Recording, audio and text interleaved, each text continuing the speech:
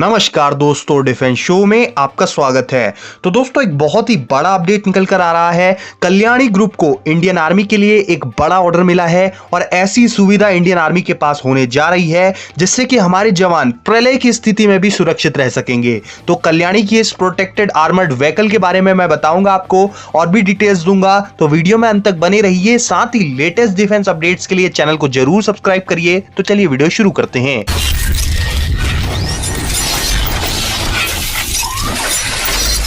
तो दोस्तों, भारत महामारी से तेजी से उभर रहा है और एक बार फिर से डिफेंस सेक्टर में तेजी आ चुकी है। भारत सरकार का लक्ष्य है कि भारत एक डिफेंस एक्सपोर्टर बने और उपकरणों के मामले में आत्मनिर्भर भी बने, और इसी को लेकर तेजी से काम हो रहा है। वहीं हमारे जवानों की सुरक्षा को लेकर भी सरकार बेहद चिंतित है। देश की प्रमुख मैन्युफैक्चरर कंपनी भारत फोर्ज ने मंगलवार को ऐलान किया कि उसे रक्षा मंत्रालय की ओर से 177 करोड़ रुपए का आपातकालीन ऑर्डर मिला है, यानी कि इमरजेंसी ऑर्डर मिला है, जिसमें भारतीय सेना को लगभग 200 protected armoured vehicle Kalyani M force की सप्लाई कराई जानी है। दोस्तों, कल्याणी भारत फोर्ज की ही एक सब्सिडरी कंपनी है। ऑफ रोड M4 की खूबी यह है कि यह किसी भी तरह के रफ टेरेन पर चल सकती है। साथ ही यह बारूदी सुरंगों और IED ब्लास्ट से भी सैनिकों को महफूज रखेगी। वहीं लद्दाख जैसी जगहों पर भी यह काफी कारगर साबित होगी। चीनी सैनिक भी सीमा पर गश्त के लिए प्रसिद्ध हमर गाड़ी की कॉपी हमवी आर्मर्ड गाड़ियों का इस्तेमाल करते हैं।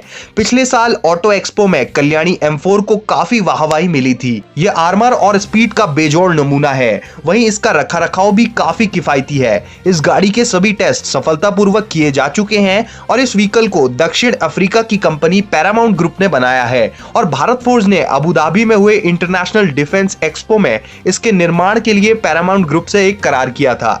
इस गाड़ी को भारत में ही बनाया जाएगा और इसका असली नाम एमबॉम्बे 4 है, और इसके अलावा एमबॉम्बे 6 और एमबॉम्बे 8 भी आती हैं, जो कि इनसे भी ज्यादा ताकतवर वेरिएंट्स हैं।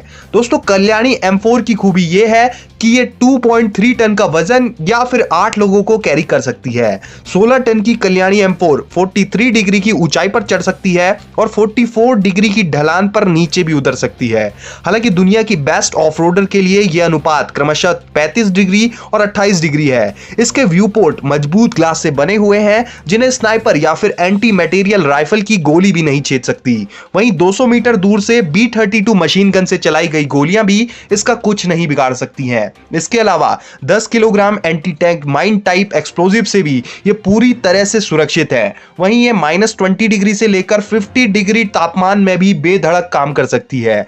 इसका व्हील बेस 3300 mm का है। वहीं इसकी टॉप स्पीड 140 किलोमीटर प्रति घंटा तक की है और इसकी अधिकतम रेंज 800 किलोमीटर है। दोस्तों, इसमें 6 स्पीड CVT के साथ cross drive type automatic transmission मिलता है। इसमें आम कारों की तरह पार्किंग, रियर, न्यूट्रल, ड्राइव और लो का फीचर भी मिलता है। इसमें स्टैंडर्ड ABS के साथ न्यूमेटिक डिस्क ब्रेक भी मिलते हैं और साथ ही इसमें मिशेलिन के 20 इंचेस टायर लगे हैं, जिनकी खूबी यह है कि ये कभी पंचर नहीं होते, और इसमें सेंटर टायर इन्फ्लेशन सिस्टम लगा हुआ है। इसके अलावा इसमें पब्लिक एड्रेस सिस्टम है, जिससे कि किसी भी खतरे की स्थिति में भीड़ को संबोधित किया जा सके, और उसके अलावा fire suppression system, vehicle location and tracking system, driver assisted camera system जैसे फीचर्स दिए हुए हैं।